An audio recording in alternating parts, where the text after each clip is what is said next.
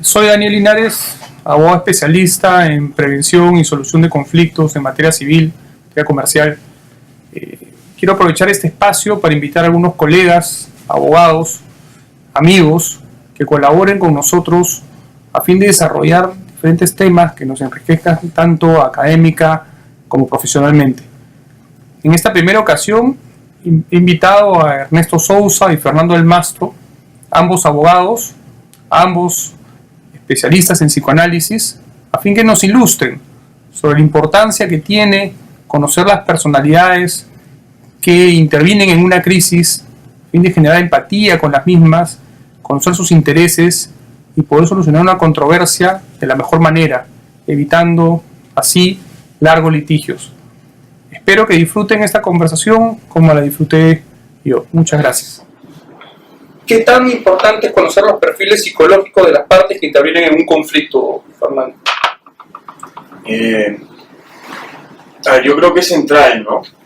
Yo creo que es central. Si vemos el conflicto, claro, el conflicto uno lo puede ver desde el punto de vista jurídico, ¿no?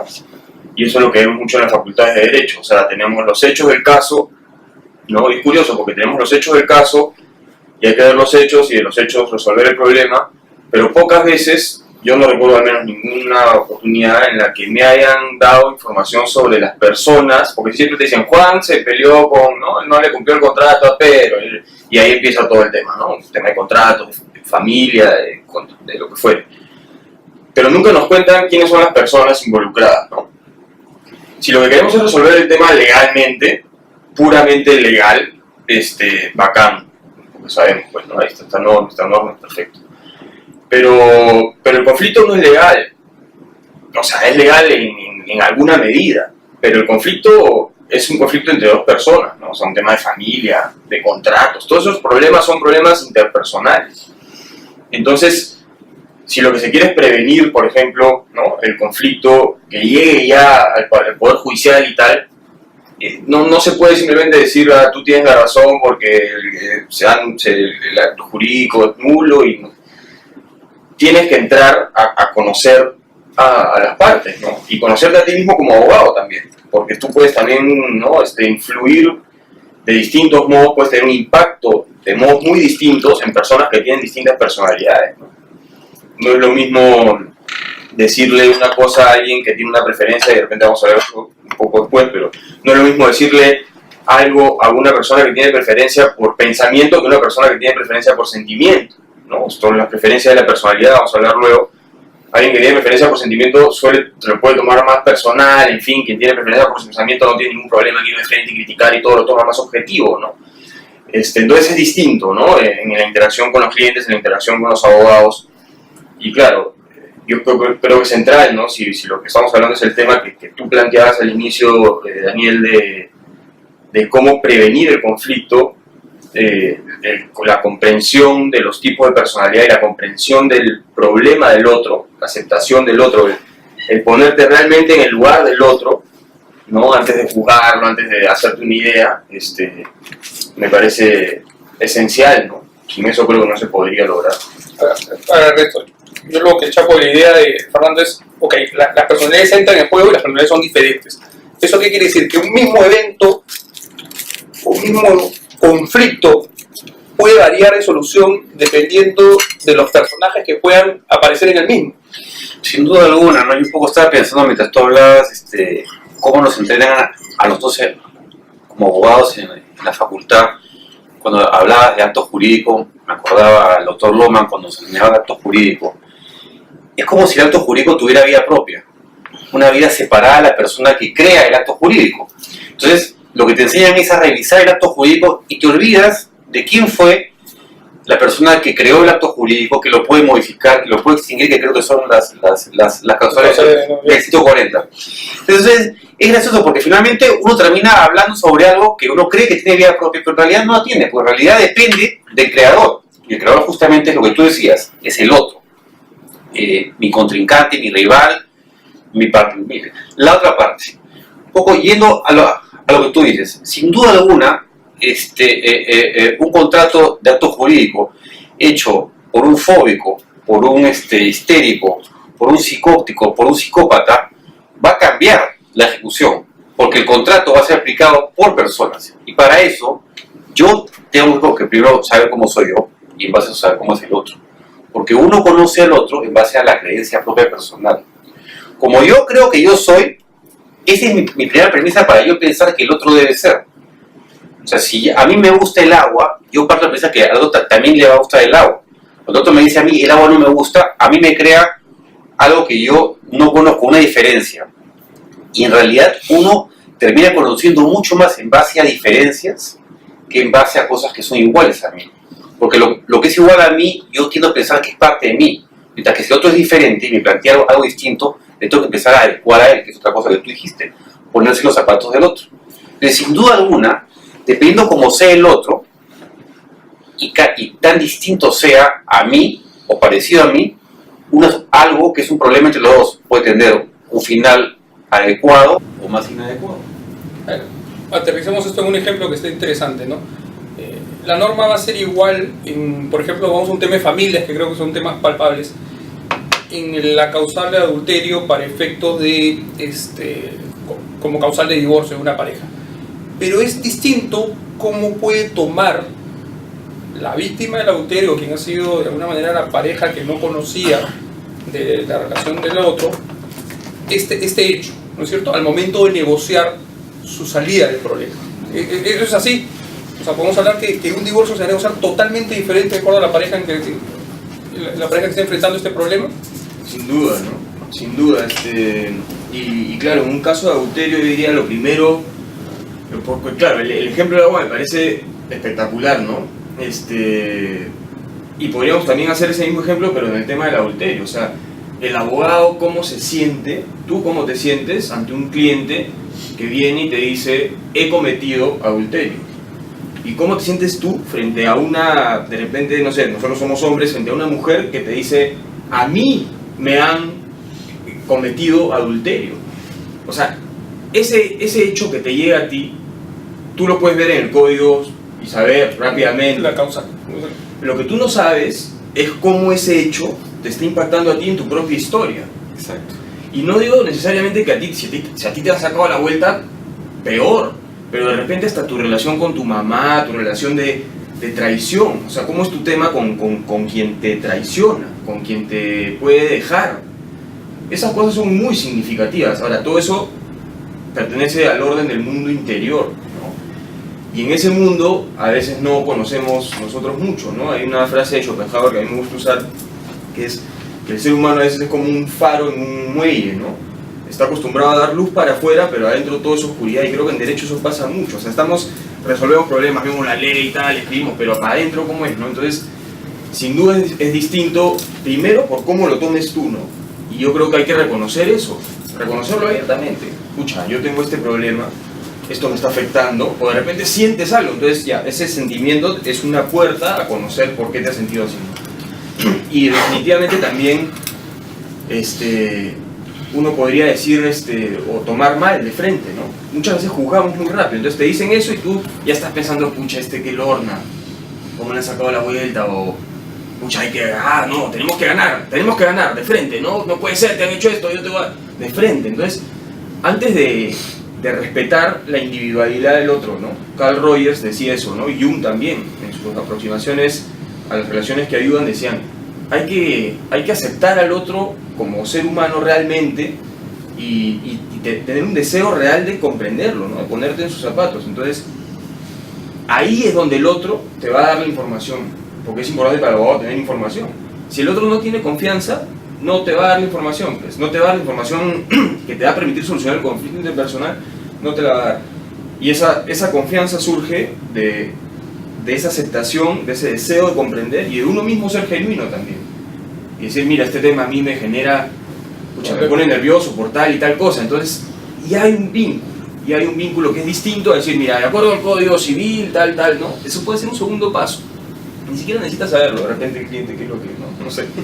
Pero sin duda, ¿no? Los resultados pueden ser tremendamente distintos. Si el abogado no se conoce y no trata de comprender, va un poco ciego al tema de la prevención, por lo menos, ¿no? Has puesto un ejemplo muy interesante, del adulterio, ¿no?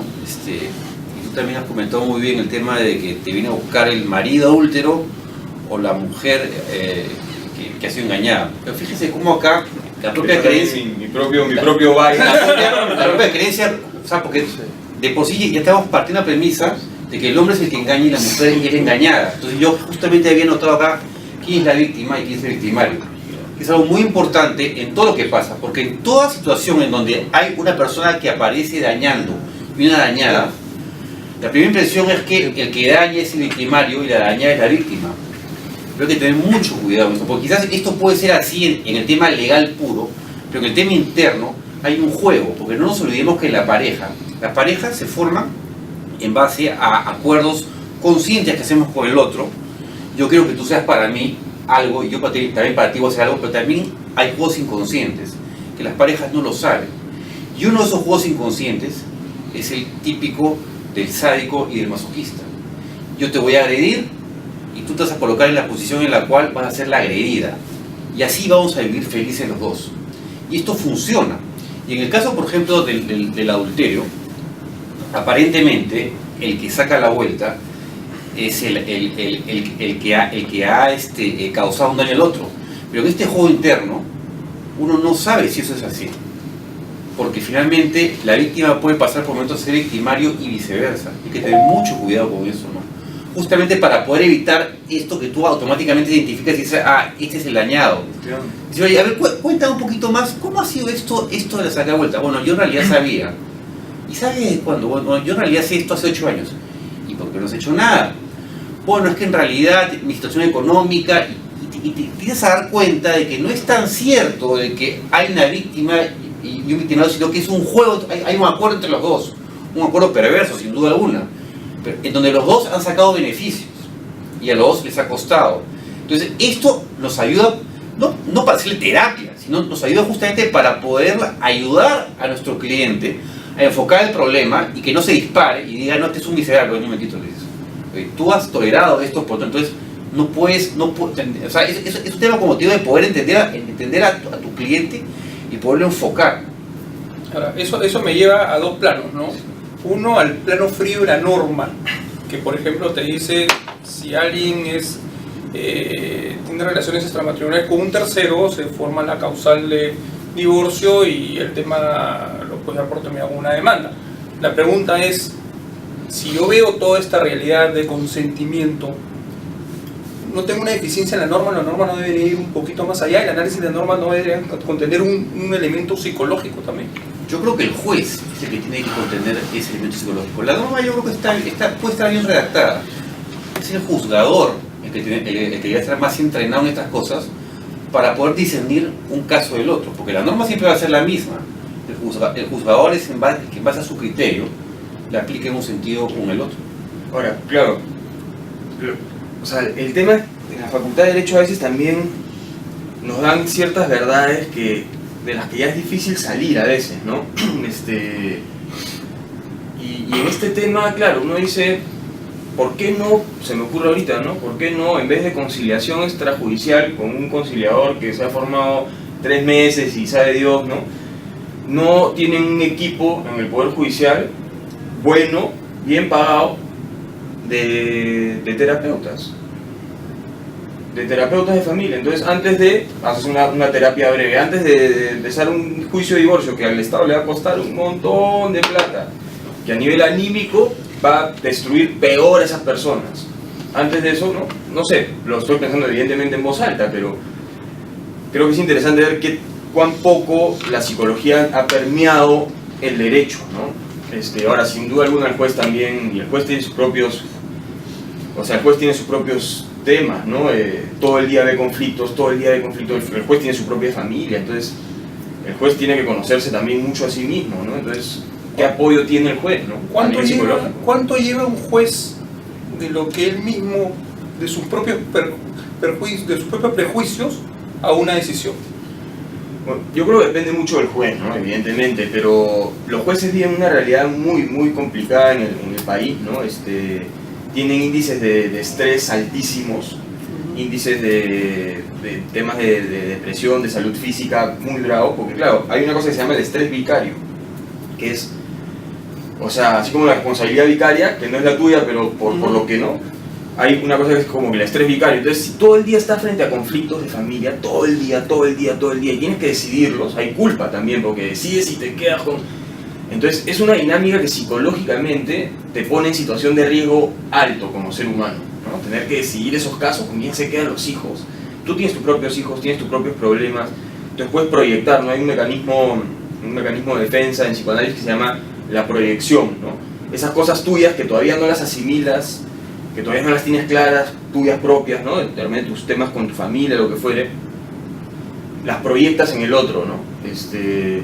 Entonces para el juez yo creo que es muy... Y después todo lo puedes vestir de legal, ¿no? Todo lo puedes vestir con la norma y tal, pero el tema anímico y la salud mental de los jueces es otro tema del que podríamos hablar largo, ¿no? Porque eso impacta también la ética. ¿Qué te dice? Y Ernesto, en el rol del abogado, ¿cuánto de sus prejuicios, cuánto de su cultura lleva finalmente el abogado a estos conflictos que ve entre terceros? ¿Es posible que el abogado saque de sí toda la parte negativa que pueda tener el conflicto para hacerlo así puro, o siempre va a estar contaminado? Bueno, yo no usaría la palabra contaminado, ¿no? Porque de alguna manera uno nuevamente, si volvemos al ejemplo de la creencia, uno comprende al otro en base a lo que uno es. En todo caso, creo que acá lo fundamental es poder tolerar la diferencia en el otro, ¿no? Entonces, te pongo un ejemplo, te corto un segundo. Por ejemplo, imagínate el abogado extremadamente pegado a la norma religiosa, cucufato, ¿ok? Y su clienta, una mujer libertina, probablemente con muchas relaciones fuera de matrimonio, y ella es a la quien tiene que defender. ¿Cómo crees que se inclina esa balanza? Yo creo que en la medida que uno como abogado haya tenido el espacio de poderse conocer y hacer consciente todas estas cosas que uno no sabe de sí mismo, lo inconsciente, digamos, y haberlo podido trabajar, uno va a poderse aproximar más a una posición neutral en donde uno lo que hace es comprender al otro y ponerse en la posición del otro y sentir como el otro. O sea, en la medida que uno se sale de lo que uno es e intenta ocupar la posición del otro, creo que va a poder ayudar más al otro y comprendiendo desde la posición, como te digo, no la propia sino la del otro, ¿no? Pero si uno no se conoce a sí mismo, definitivamente uno lo que va a hacer es aplicar sus propios prejuicios y no va a poder dar un servicio adecuado y una comprensión adecuada al otro, ¿no? O sea, en tu concepto, primero me conozco yo y luego poder entender a los demás